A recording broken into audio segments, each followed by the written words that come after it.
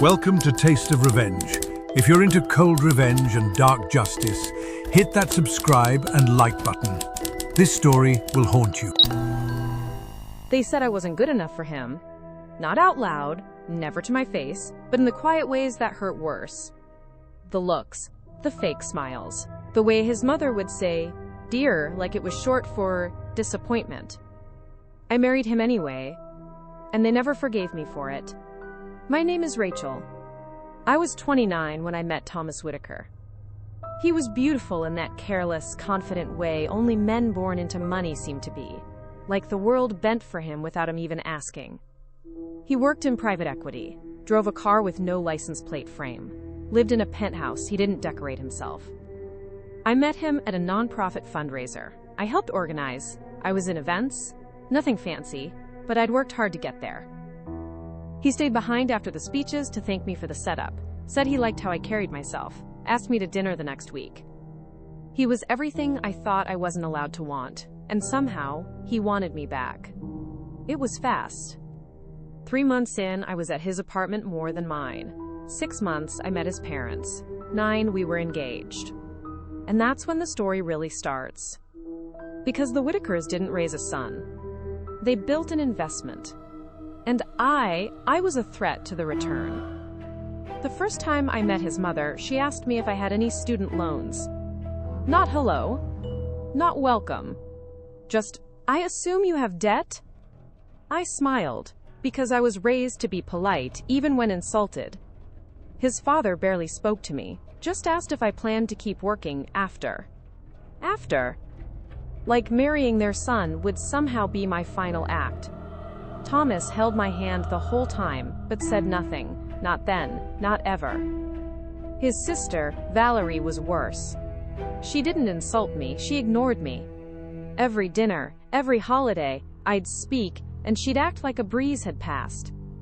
She had this cold, curated cruelty, like everything was beneath her, especially me. She ran the family foundation and made sure everyone knew it. I kept trying. For a long time, I kept trying. I baked pies for Thanksgiving. I hosted their Christmas cocktail party one year when their caterer canceled. I remembered birthdays, anniversaries, every pointless detail. I laughed at jokes I didn't find funny.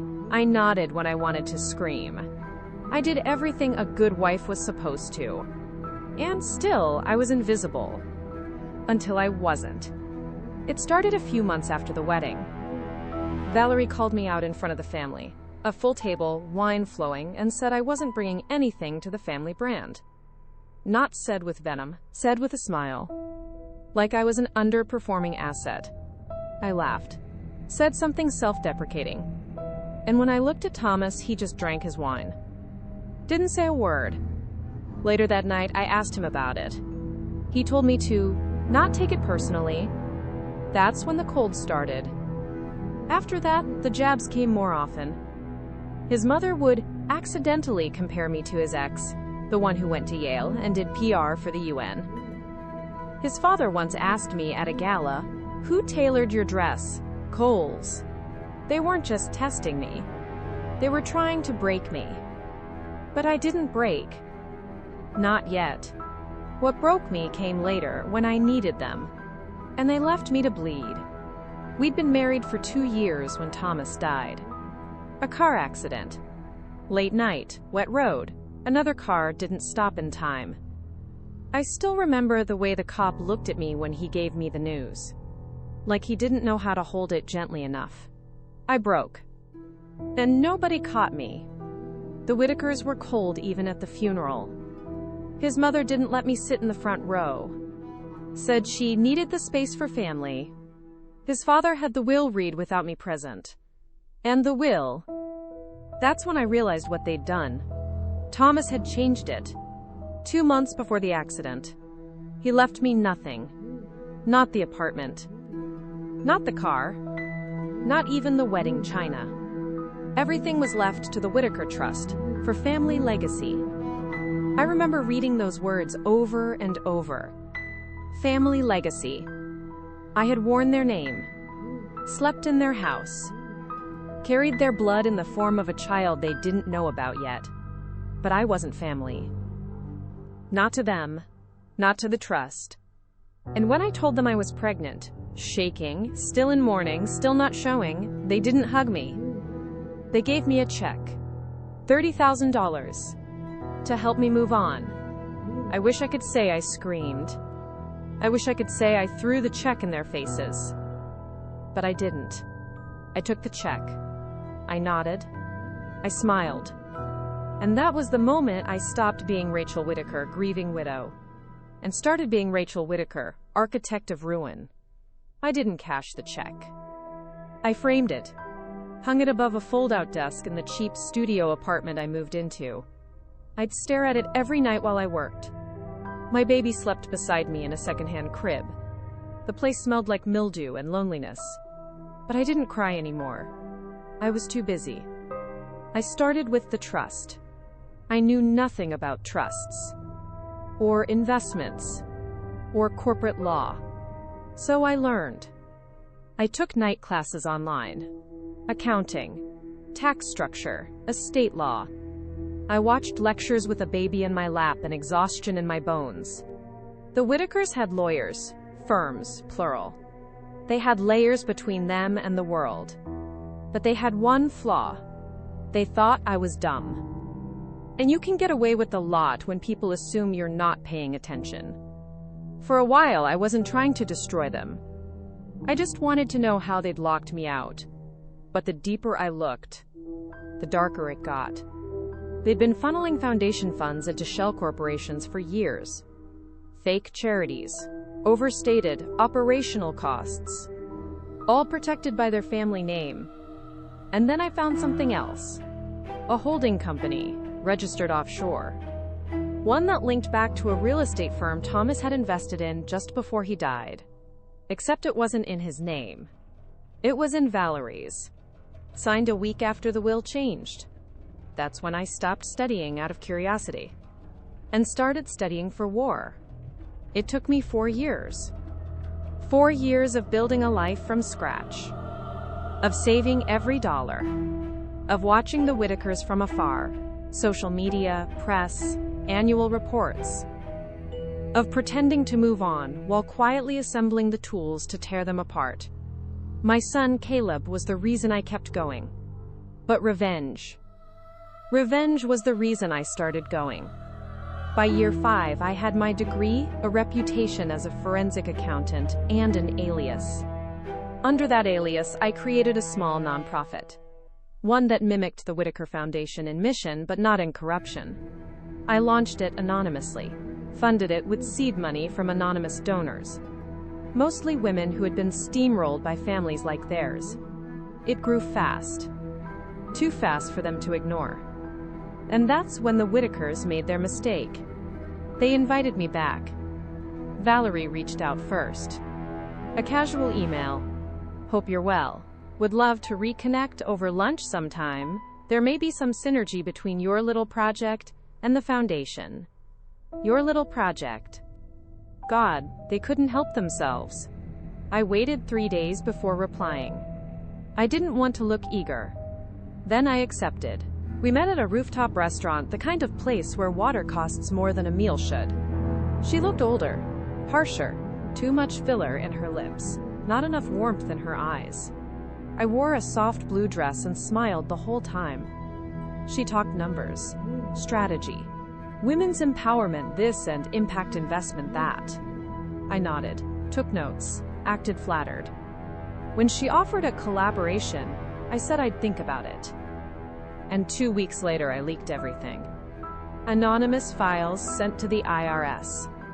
Evidence of embezzlement. Wire transfers. Tax fraud. False grant reporting. I knew what would stick and what wouldn't, but that didn't matter. I wasn't trying to get them jailed. Not yet. I wanted headlines. And I got them. Whitaker Family Foundation under federal investigation. That was the first crack. Their donors fled. Their board members resigned. Their name, their precious name, became radioactive. But I wasn't done. I filed a civil suit on behalf of Caleb, claiming Thomas's signature on the revised will had been coerced. It wasn't about winning. It was about discovery. Because during the case, something came out. Something Valerie never expected me to find. The dashcam footage. Thomas had installed 1 week before the crash. Paranoia about road rage, he once said. It recorded everything, including the voice of the person on the Bluetooth call right before the crash. Valerie. Arguing, yelling, distracting him while he drove on that wet road. And right before impact, she said something. A sentence that, for years, I couldn't stop hearing. You think she loves you for you, Thomas. You're just a paycheck in a tailored suit. The crash happens 3 seconds later. The court didn't accept it as evidence of foul play. But the public did. Especially when I leaked the audio. The backlash was nuclear. Sponsors dropped them. Clients fled. Their net worth evaporated faster than their PR team could contain it. And me? I never raised my voice. Never showed my face. Until the final blow. The final blow came on a Tuesday. 5 years, 3 months, and 12 days after Thomas died.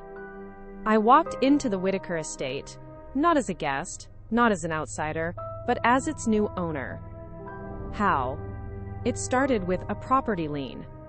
One of the last desperate things they did to keep afloat was mortgage their second home, a lake estate they rarely used, against a private equity loan. The company that bought that loan? Mine. Registered under a shell I created the year before. The same one they didn't bother vetting, because they assumed I was still living paycheck to paycheck.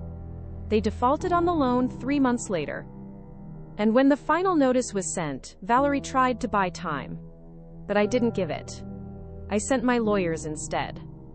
And on that Tuesday, with legal deed in hand, I arrived to oversee the lockout.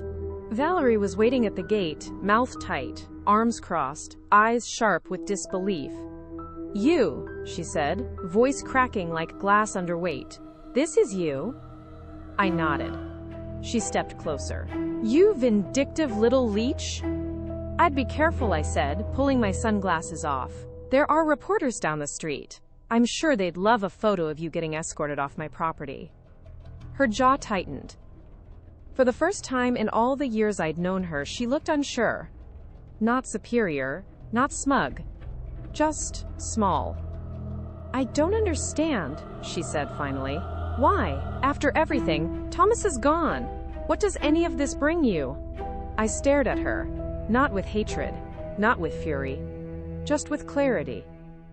It brings me peace, I said, and a clean name for my son.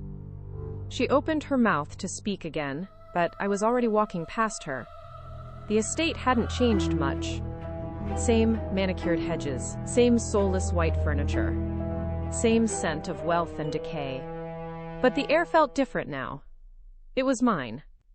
I walked to the upstairs master suite, the one they used to say I wasn't allowed to decorate because I had no taste. And I opened the windows. Let the wind in. Let the past out.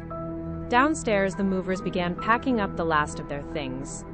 I didn't watch them leave. I didn't need to. Because revenge isn't always about the scream. Sometimes, it's just about silence. About sitting in the same chair they once laughed from, and not laughing. Just breathing. Just existing. Just winning. It's been 6 months now. The press has moved on to newer scandals. Valerie filed for bankruptcy last month. Their foundation is gone. Their name, a ghost. And me? I still live in the estate. But not out of spite. Out of memory. Thomas's old guitar is mounted on the wall. Our son, Caleb, has a bedroom with skylights and a telescope. He asks about his dad sometimes. And I tell him the truth. That his father loved fiercely, but was raised by wolves. And that when wolves tear you apart, sometimes the only way to survive is to become one. But the kind that builds, not devours. I don't hate them anymore. Hate is heavy. And I've carried enough. All I feel now is stillness. and the quiet thrill of knowing. They built a kingdom on arrogance. I brought it down with precision. And now? I stand where they once stood. But I don't gloat. I don't sneer. I simply live. And that, after everything, is the most powerful revenge of all. But peace is never permanent. Especially when the world thinks you got it too easily. A month after the house became mine, a letter arrived. No return address. No postmark. Inside was a single line, written in tight block print. You think this is over? It's not. No signature. Just a photo. Of me. Holding Caleb outside his new school. At first, I thought it was some leftover threat. Maybe Valerie lashing out from the gutter she'd landed in. But it wasn't her handwriting.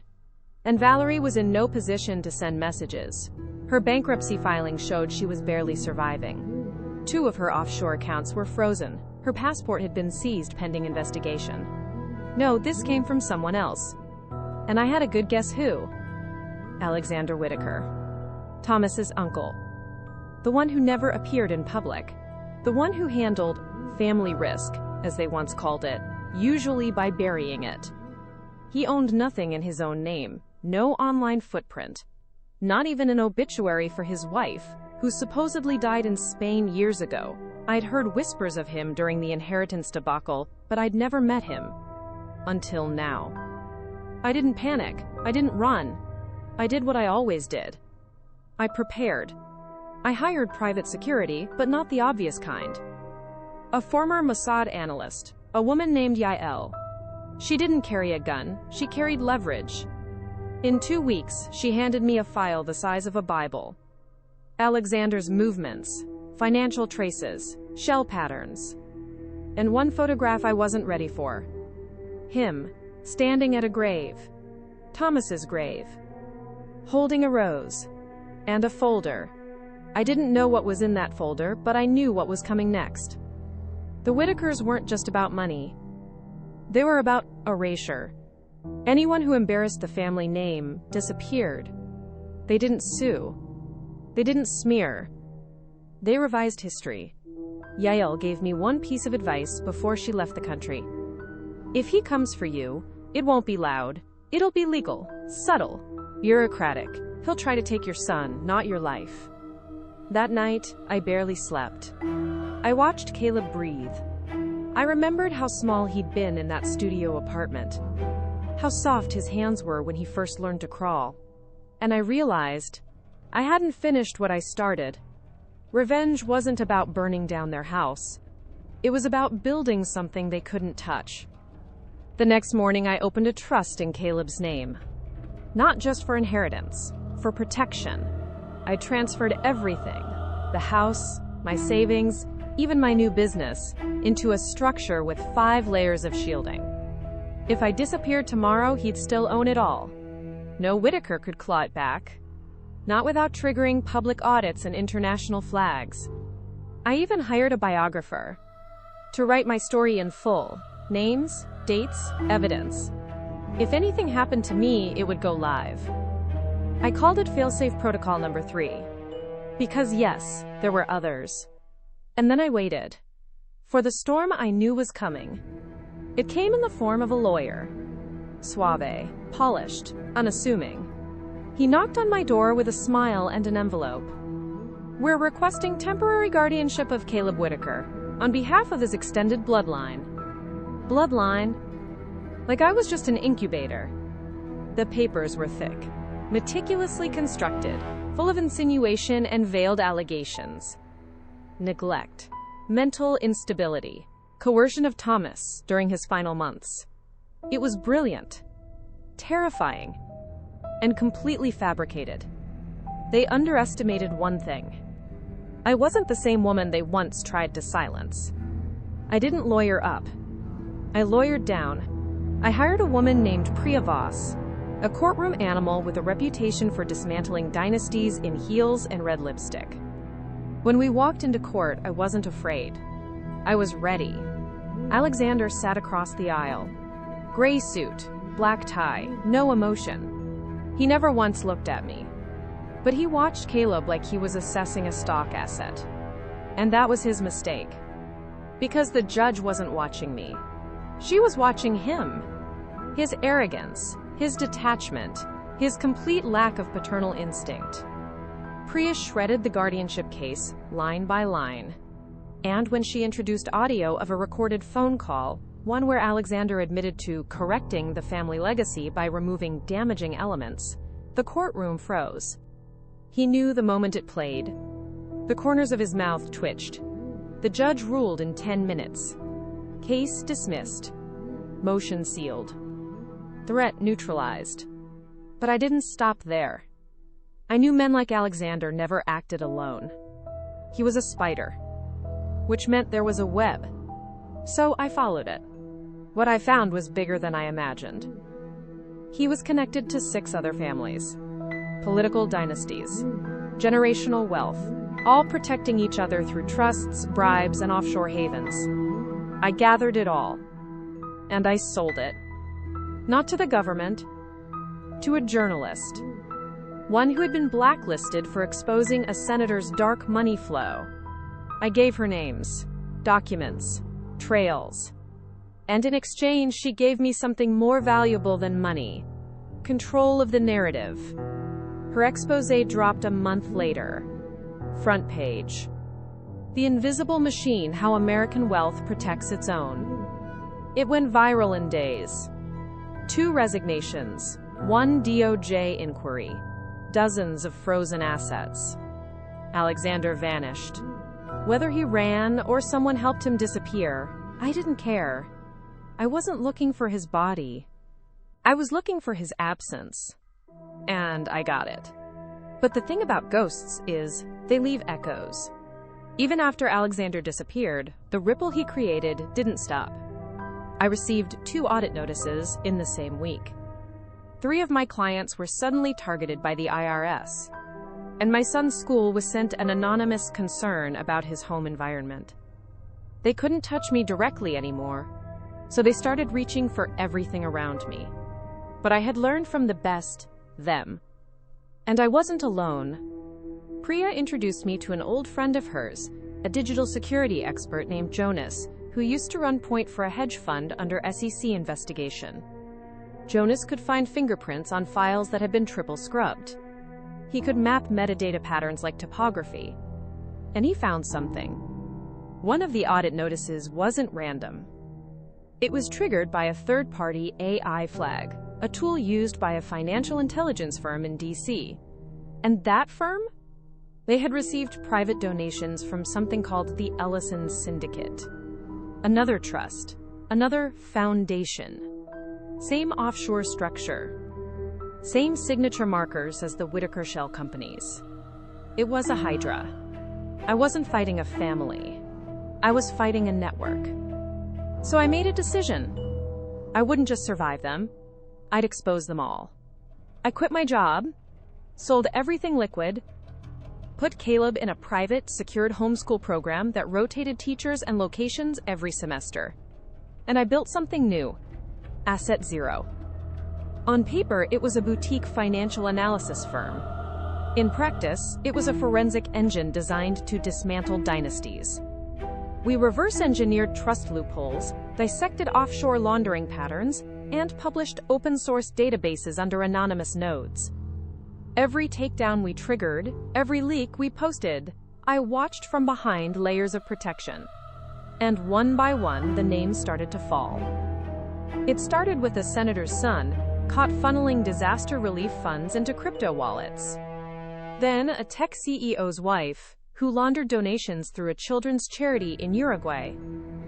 Then came a banking dynasty's third cousin, whose sustainable real estate brand was being used to traffic mineral rights to hostile foreign investors. The press loved it. They called us the Ledger Ghost, an invisible hand delivering justice no court could hold. And me? I didn't say a word. I let the work speak. But make no mistake, every name I took down had once sat at the same table that pushed me out. This wasn't vengeance anymore. It was correction. Of course they fought back. One night, Caleb and I came home to find our security system fried. No break-in, no theft, just silence. Except on the kitchen table sat a single object. A Whitaker cufflink. Silver, engraved, untouched. They were reminding me they still had reach. But what they didn't understand was, I wasn't scared of them anymore. I was past fear. I kept the cufflink. I had it melted down and recast into a pendant for Caleb. A small, flat coin that hangs beneath his shirt. He doesn't know the story behind it yet. But one day he will. And when he does, he'll know this. We never bowed a legacy. We rewrite it. It's strange. The power I have now. People who once looked through me now pause when I enter a room. I get invited to conferences where billionaires pretend to be humble for press optics. Sometimes I go. Sometimes I just send a folder to a reporter. But I never forget where I started. That studio apartment. That check I never cashed. It still hangs in my home office. But not for revenge anymore. Now it's a monument. To the version of me who refused to give up. Then, one day, I got an email. No name, no subject line, just a PDF attachment. Inside, a scanned copy of an old handwritten ledger. It listed every off-the-book asset the Whitakers had ever used. And at the bottom, a note. I'm done running. Let's finish this together. It was signed. Valerie. I stared at the screen for almost 5 minutes. Valerie. The woman who once called me temporary. Who laughed behind her champagne and sharpened every family insult with surgical coldness. Now she wanted what? To finish this together? I didn't believe in sudden redemption. Especially not from Whitakers. But I also didn't believe in coincidences. The ledger she sent, if it was real, contained names I hadn't even heard of. Trusts buried under fourth-layer holding companies. Political PACs masked as environmental firms. A shell company registered to a condo that had burned down in 1999. The kind of data only an insider would have. I printed it out and read it again. Then I called Priya. Can I trust her? I asked. Priya didn't hesitate. No, but you can use her, and that's better. So I replied to the email. Where do we meet? We chose neutral ground, a high-rise lobby in Chicago's financial district. Public enough for safety, cold enough for honesty. Valerie arrived in all black. No makeup, no diamond pins, just a plain coat and a wool scarf. Her hair had grayed. Her face had thinned. But her eyes, they were the same. Sharp, calculating, always scanning for weakness. You're late, she said, sitting down across from me. You're lucky I came. We stared at each other. Years of hate, loss, silence, all compressed into 5 feet of carpeted distance between us. Then she spoke. I didn't know what they did to you, not all of it, not until after the trust hearings. You helped them. I enabled them. That's different. I didn't correct her. It didn't matter. What mattered was the folder she laid between us. A second copy of the ledger. Annotated this time. Handwritten notes in the margins. Some names were underlined. Some crossed out. One had a star beside it. Hannigan Holdings, destroy this first. I flipped to that page. Why? Because it funds the other 5. Cut it, the rest collapse. She leaned in slightly. I want them gone too, all of them. Every bloodsucker feeding off this name. I narrowed my eyes. What's in it for you? She paused. Then, quietly, my daughter. I blinked. What? I have a daughter. 12 years old. Boarding school, in Switzerland. She doesn't know anything about this. About me. I want her to grow up clean. I want to give her something real before it's too late. And now you find morality? No, she said, Now I find fear. There it was. The truth beneath the offer. Valerie wasn't helping out of guilt. She was helping because the walls were closing in. And when powerful people panic, they finally tell the truth. We formed a temporary alliance. Not friends, just aligned enemies. She gave me server passwords, old email backups, handwritten notes from boardroom deals that were never supposed to leave the room. I ran everything through Jonas and Yael's network. They verified 92% of it. It was enough. Enough to make one final move. But this time, I didn't want to leak files. I wanted to cut the Hydra at the throat. Financial annihilation. We found their central node, Hannigan Holdings. A fake real estate syndicate used to move capital across borders. The backbone of the entire Whitaker Shadow empire. And it had one fatal flaw. Its reinvestment arm operated through a mid-tier clearinghouse in Luxembourg, a place vulnerable to whistleblower laws and public hearings. We waited until the fund made its quarterly filings. Then we struck.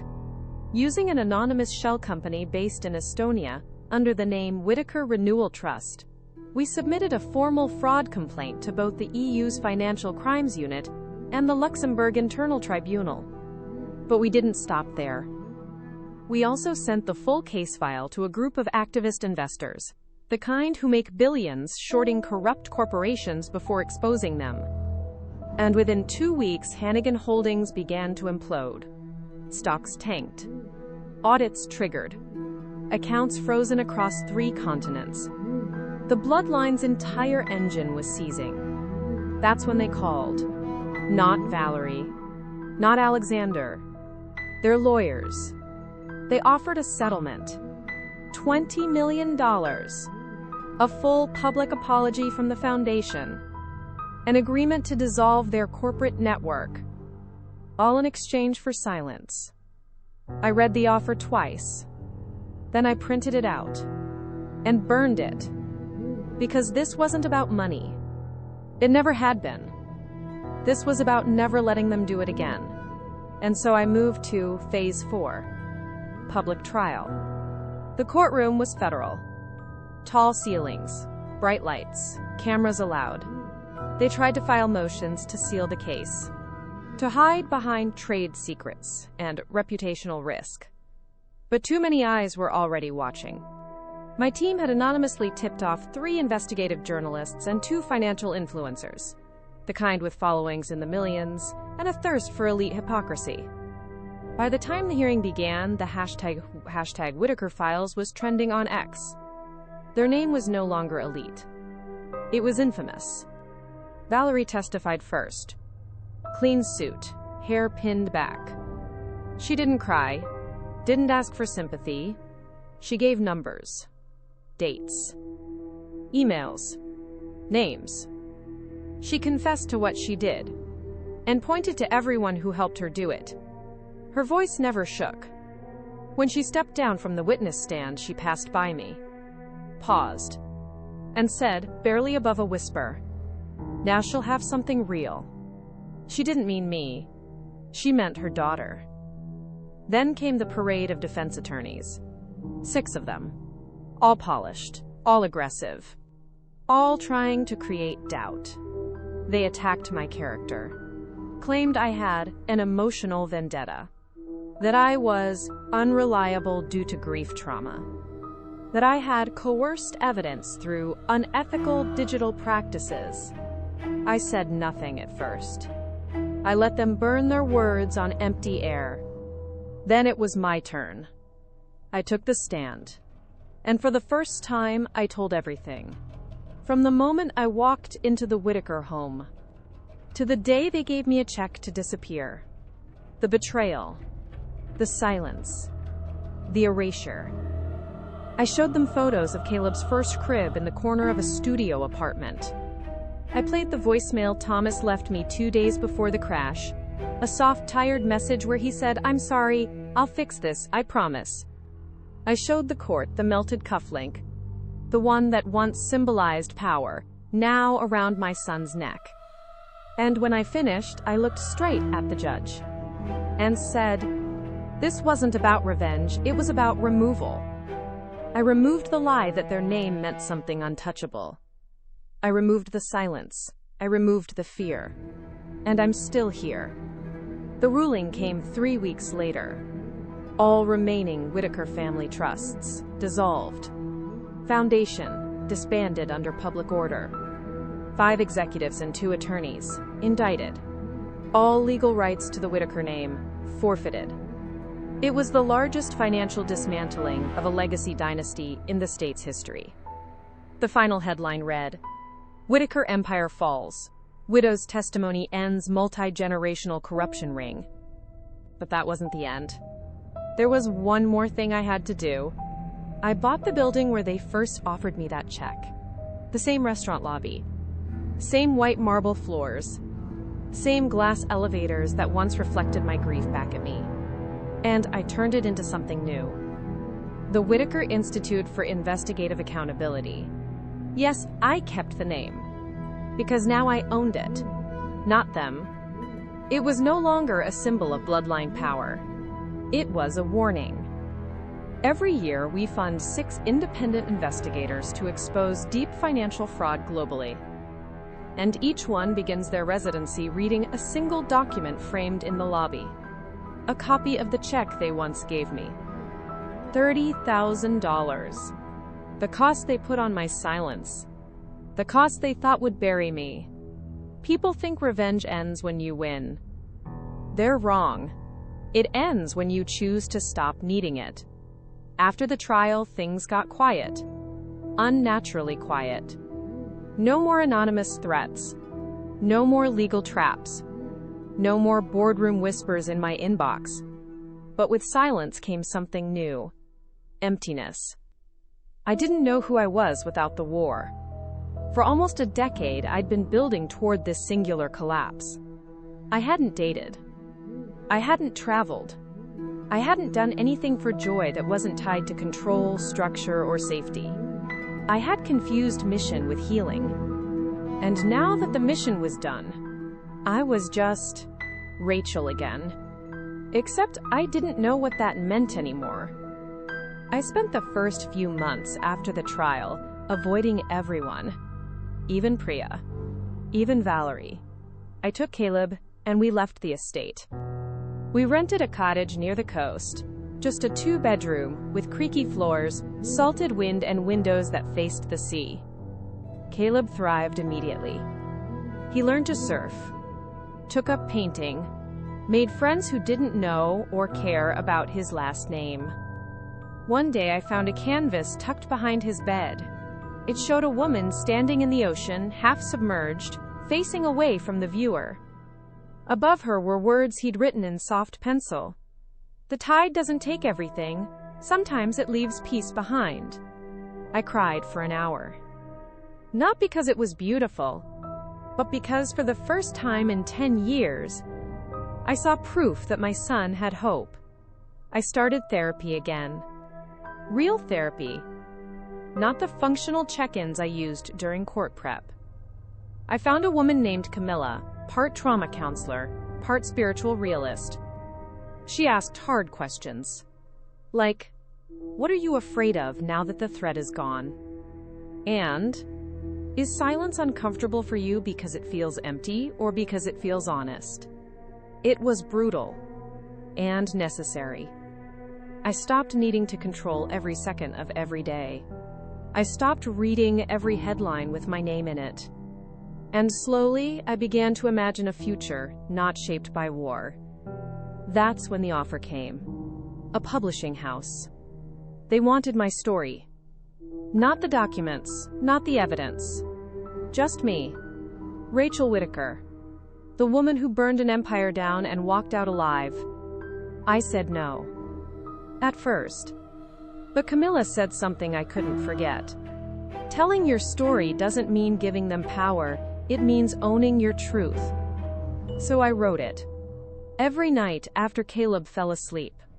Word by word, memory by memory. I didn't dramatize anything. I didn't embellish. The truth was enough. It always had been. The book launched 9 months later. Title: Cost of Silence. Subtitle: How They Tried to Erase Me, and How I Rebuilt. It hit bestseller lists within a week. Within a month, it had been translated into 11 languages. And within a year, it became part of the curriculum at 3 universities, under courses titled Gendered Power Structures, Wealth and Ethical Collapse, and Modern Mythmaking. I never did a press tour. Just one interview. A podcast. Audio only. No face, no live stream. Just my voice. When they asked me the last question, "What do you hope people take from your story?" I answered without hesitation. That silence isn't survival. And being quiet doesn't make you safe. It just makes you easy to ignore. Speak, even if your voice shakes. Speak until they remember you. 3 years later, the Institute was thriving. We just launched our 3rd cohort of fellows, young, sharp, unflinching minds who weren't afraid to ask dangerous questions. They weren't just investigators. They were disruptors. One of them, a quiet woman named Layla, had already uncovered an illegal lobbying ring tied to a major pharmaceutical company. Another, Jonah, was working with a cross-border data team to trace political bribes disguised as humanitarian donations. They didn't ask for permission. They just exposed. And every time a new case hit the news, I felt something in my chest. Not pride exactly, but a sense of forward motion, of undoing, of correcting the balance. I had built something that couldn't be bought or silenced. Something immune to legacy bloodlines and country clubs. The Whitaker name was no longer feared. It was reclaimed. Caleb was 15 now. He played guitar, wrote poetry, had a fondness for dystopian graphic novels and midnight cereal. He still asked questions about his father, but less often now. The pain hadn't disappeared, but it had stopped bleeding. Sometimes I'd catch him watching old videos, Thomas reading bedtime stories, feeding him cereal on Sunday mornings, dancing offbeat in the kitchen with socks on his hands. He didn't cry when he watched them. He smiled. That, more than anything, told me the cycle had broken. I lived in a new apartment now. Smaller, simpler, near the waterfront. No more marble, no more vaults. Just large windows, one soft couch, and a tea kettle that whistled like it meant it. Every morning, I watched the ocean before emails. Every night, I turned my phone off before dinner. It wasn't perfect, but it was mine. One Thursday, a letter arrived. No stamp. Hand-delivered. I almost didn't open it. Thought it might be some investor pitch or activist invitation. But something about the envelope caught my eye. It was pale gray, embossed with a small gold seal I hadn't seen in years. My breath caught. I opened it. Inside was a single handwritten card. "Thank you for destroying what needed to be destroyed. She sleeps well. She doesn't know the cost. But I do. And I'm grateful." No name. But I knew the handwriting. Valerie. She was gone then. Vanished from public view after the trial. Some said she'd moved to Norway. Others whispered about a reclusive vineyard in Argentina. I never looked. I didn't need to. The point wasn't where she was. The point was that she understood.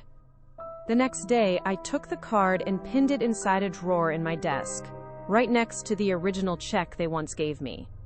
Not as a trophy, but as a reminder. That silence, when broken, echoes. Sometimes across years.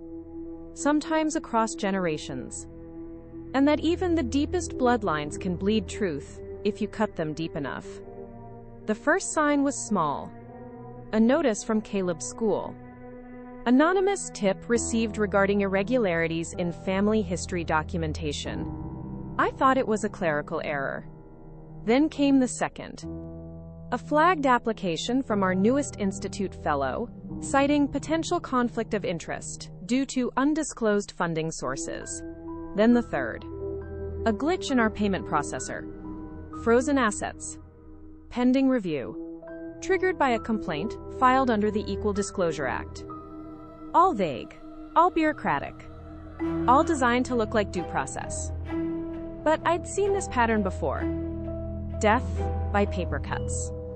Someone was coming for me, not through bullets, but through credibility. I started digging.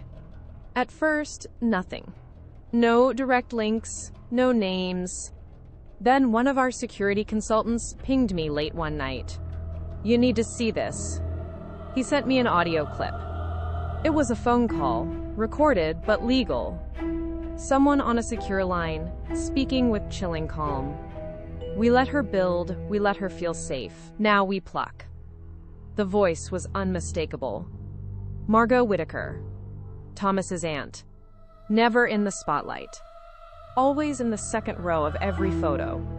I'd underestimated her. Everyone had. Margot had been the quiet one, the family archivist, the art donor, the one who handled internal affairs with a silk glove and a steel grip.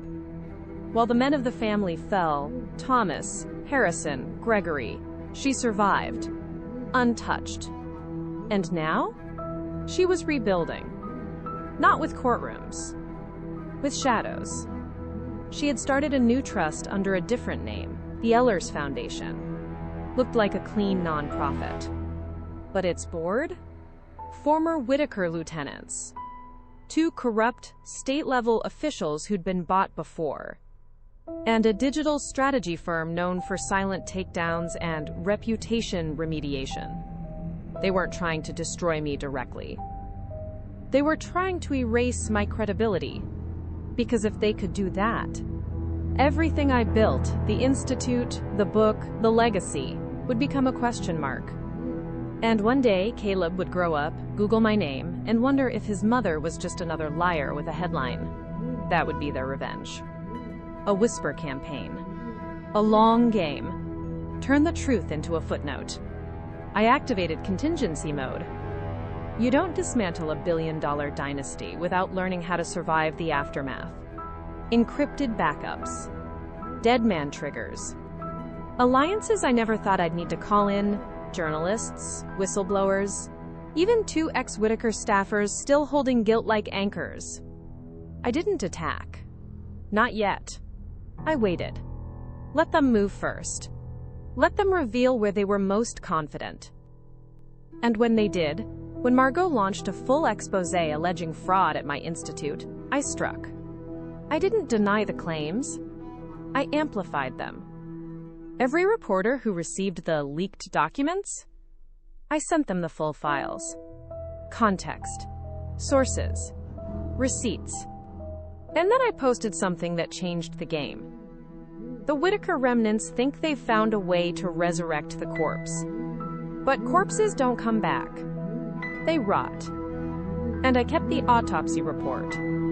It went viral in 4 hours. Hashtag rotting legacy.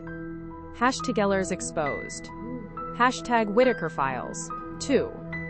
People weren't just watching now. They were hunting. The Ehlers Foundation launched its first public campaign a week later. It was slick, polished, wrapped in language that looked progressive, even noble. Their stated mission? To investigate and hold accountable the dangerous rise of personal crusades disguised as justice. They never said my name. They didn't have to. The implication was clear. Rachel Whittaker was a fraud, a manipulator, a vengeful woman who'd weaponized grief for profit. And worst of all, a danger to young minds.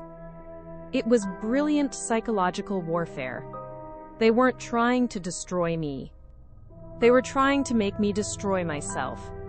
The Institute's board fractured. 2 members resigned. A grant renewal was pulled, pending reputational review. An anonymous source contacted one of our donors, claiming I had, quote, conflicts of interest tied to revenge-related advocacy, whatever the hell that meant. And then came the smear videos. Deepfakes. Edited audio. A fake email leak with a fabricated message from me threatening an investigator. Case. Most people saw through it. But not all. Some wanted to believe it. Because it was easier to think I was unhinged than to accept what I'd done was necessary.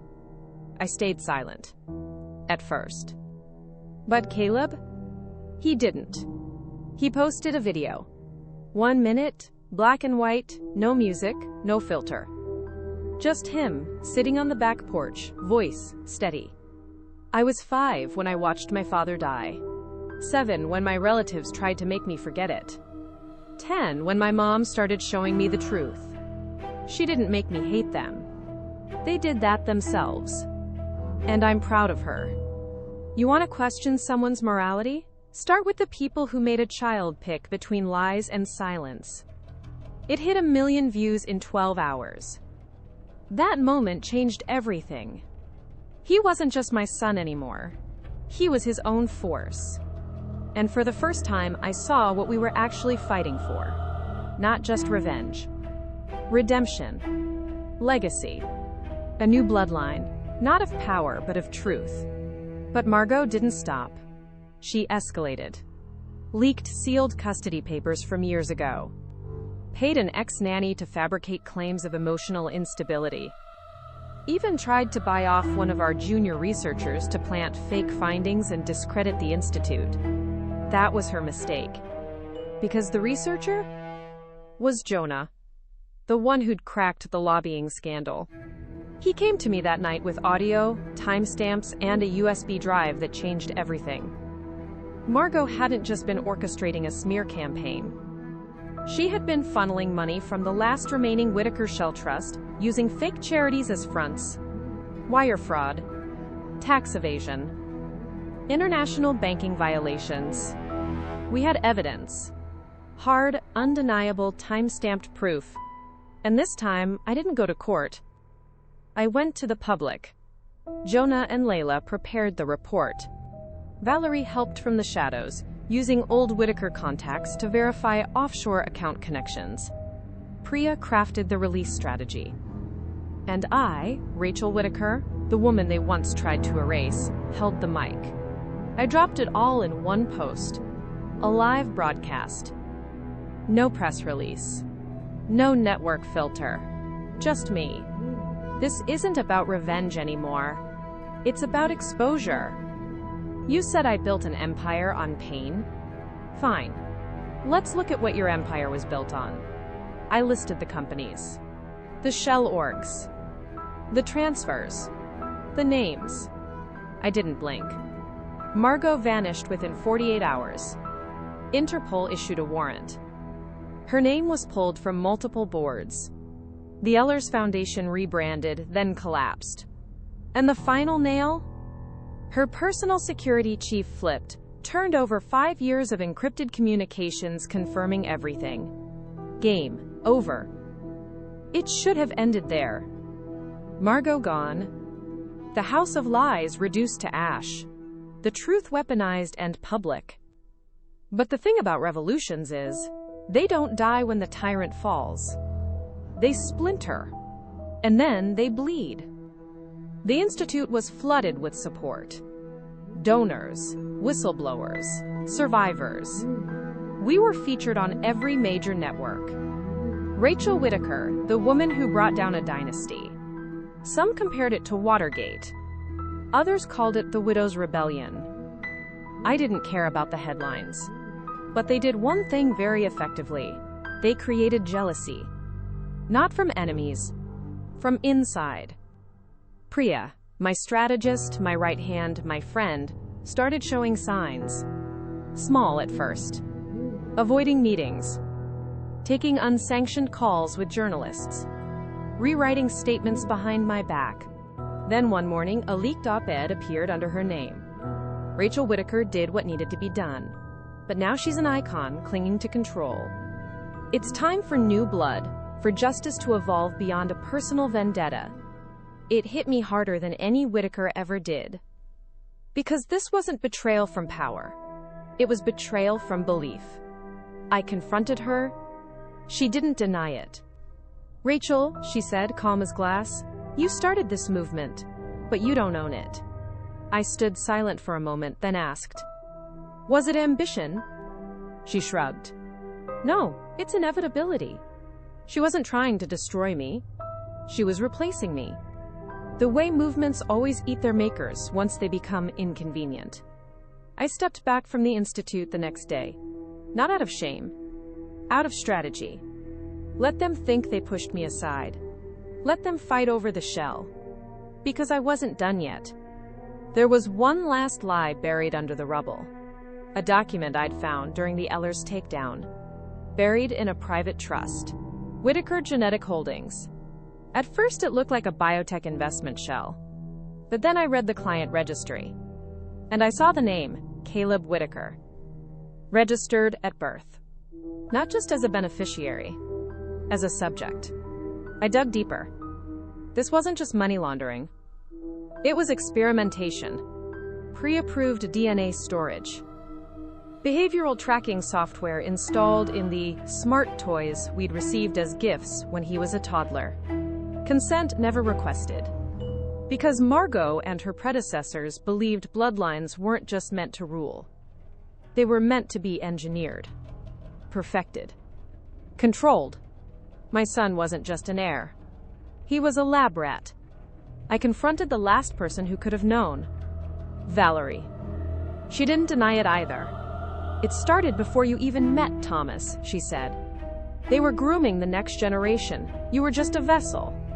I slapped her. She let it happen. That night I burned every toy, every smart device, every relic tied to that era.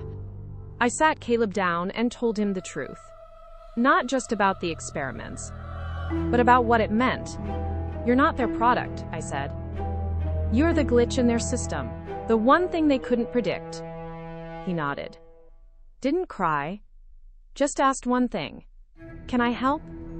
We started a foundation the next month. Not in my name. In his. The Caleb Line Project. Dedicated to investigating forced consent in technology and family dynasties.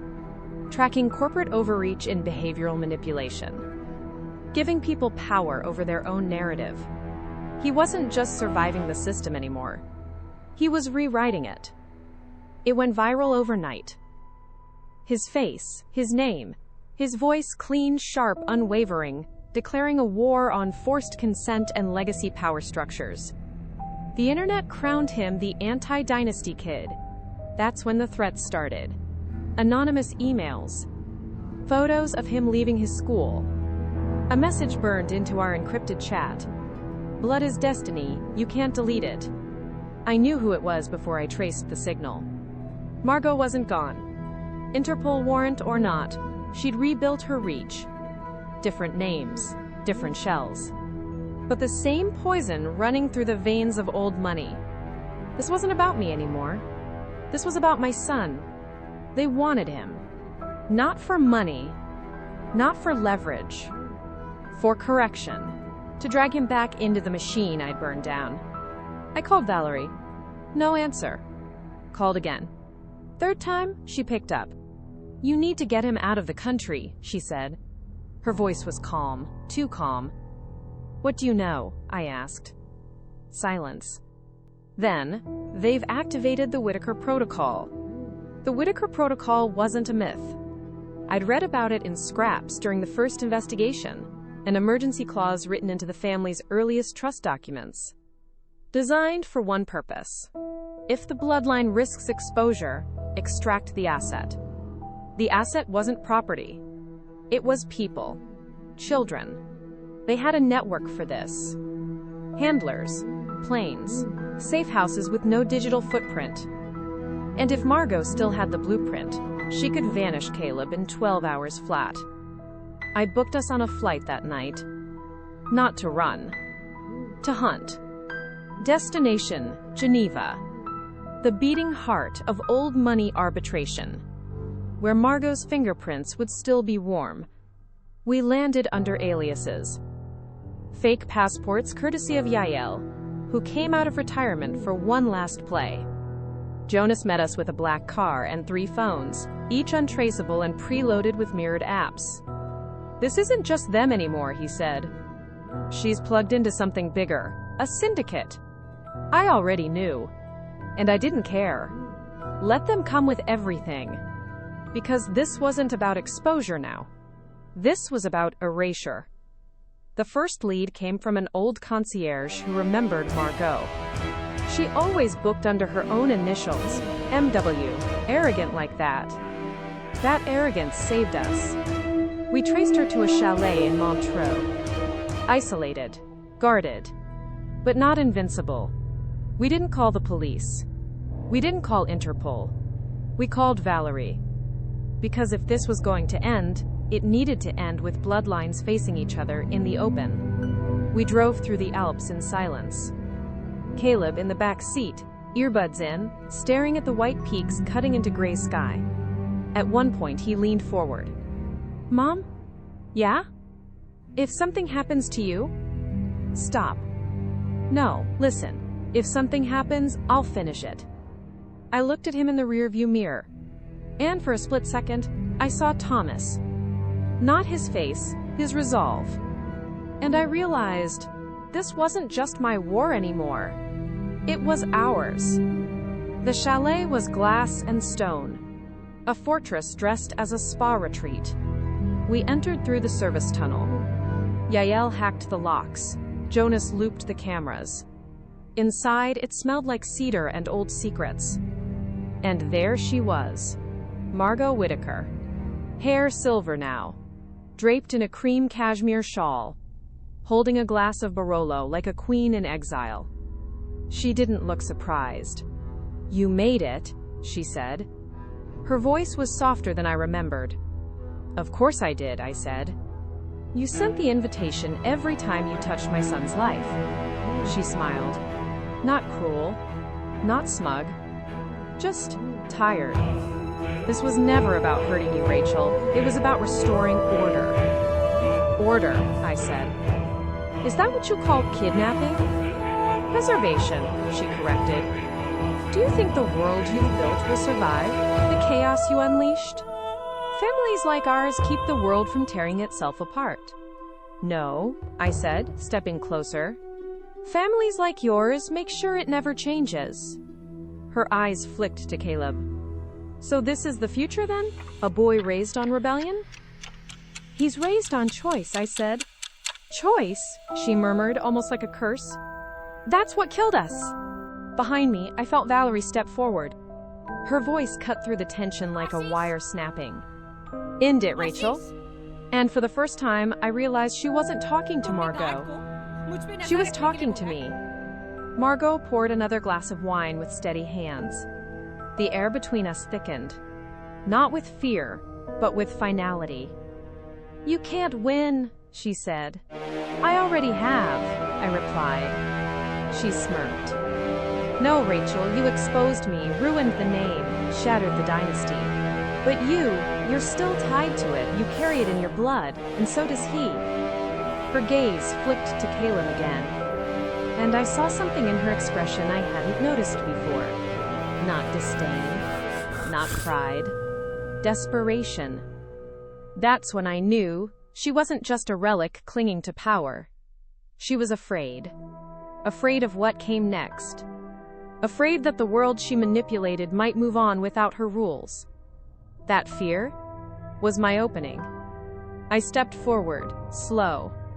You know what your real mistake was? I said. You thought legacy could be controlled. That blood determined value.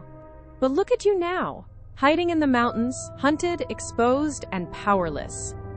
I took out the envelope I'd been saving. It held two things. A notarized document showing the revocation of every trust tied to Caleb's DNA.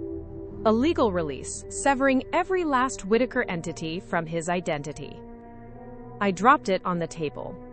He's not a Whittaker anymore, I said. Not legally, not genetically, not spiritually. She blinked. A tiny crack in her icy mask. You can't just... I just did, I said. Behind me, Valerie placed something on the table. A pill bottle. Unlabeled, white cap, no markings. Margot stared at it. Then at Valerie. Her voice cracked for the first time. You said you burned the documents. Valerie didn't speak. She didn't need to.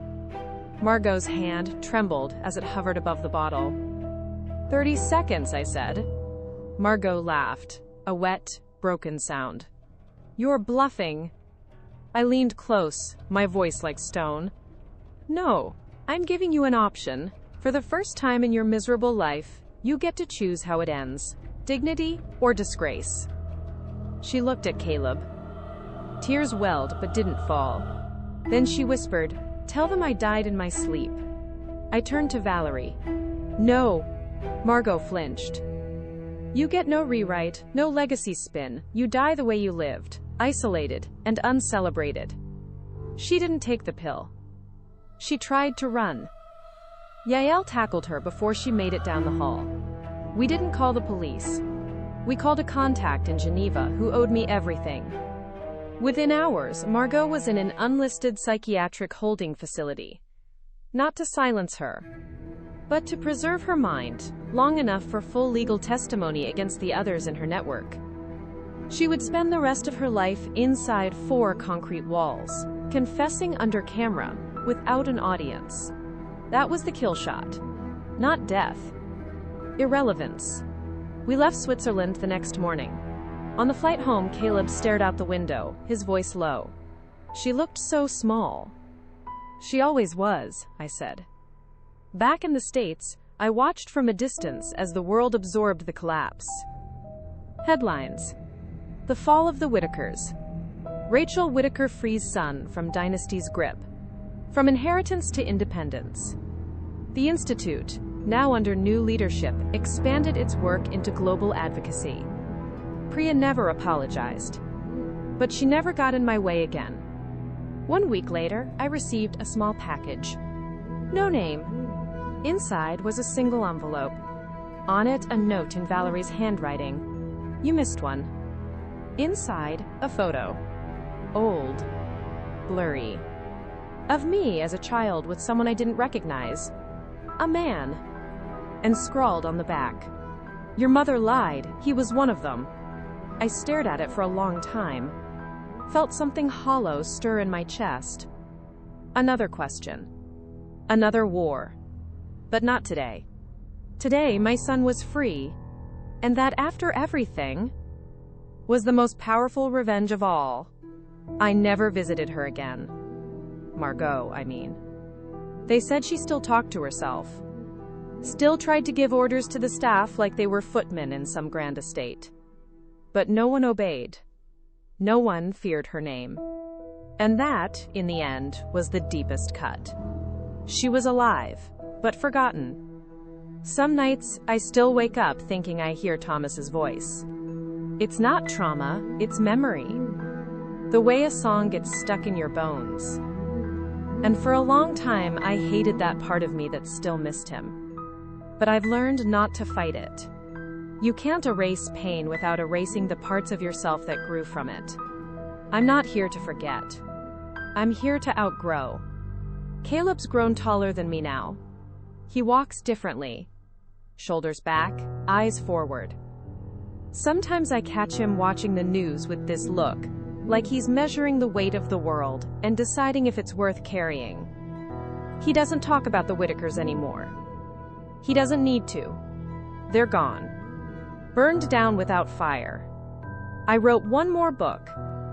Didn't use my full name. Didn't need to. It wasn't about me. It was about cycles. How they trap us. And how, if we're willing to lose everything, we can break them. It didn't hit bestseller lists. But I get letters sometimes. From people I'll never meet. Saying they read it during a hard time. Saying it helped them walk away from something toxic. Saying it saved them. That's enough. That's more than enough. Sometimes revenge isn't rage. Sometimes it's not fire or fury or fists in the dark. Sometimes it's silence. The kind that follows a name no one says anymore. The kind that grows when your enemies fade and you keep living. Not just surviving, living. With peace. With clarity. With something new in your hands. That silence is louder than any scream. And it's mine now. All of it. If that hit you deep, imagine what's coming next. Subscribe, like, and welcome to Taste of Revenge.